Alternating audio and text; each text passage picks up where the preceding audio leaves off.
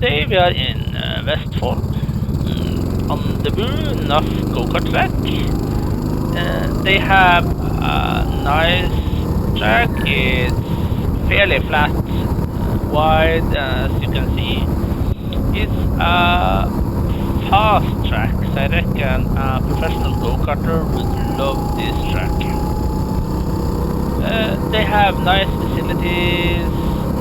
The go-karts are fairly new, look well maintained. We haven't been here before. Sadly, one of the guys managed to oversleep, so we're only 3 guys today, and the other guys are on vacation. Also, I'm quite sad to say they don't allow us to use the drone.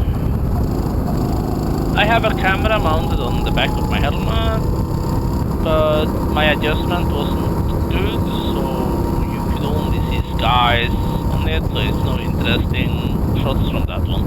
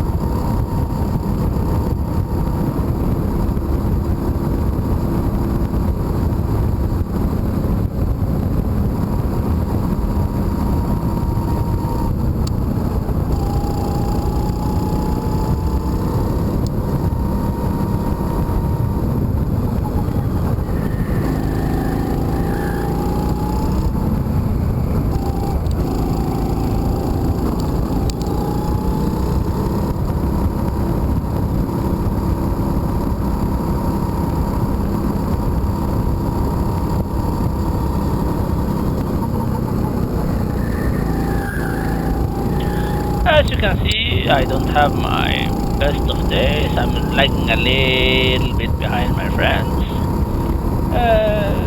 Worth to mention, we are maxing the carts on the straights, so we quite quickly get to a point where we reach max speed on these go-karts. That's sad, but that's just the way the rules are. They are not allowed to go faster than 55 kilometers an hour, and these cars are doing just that.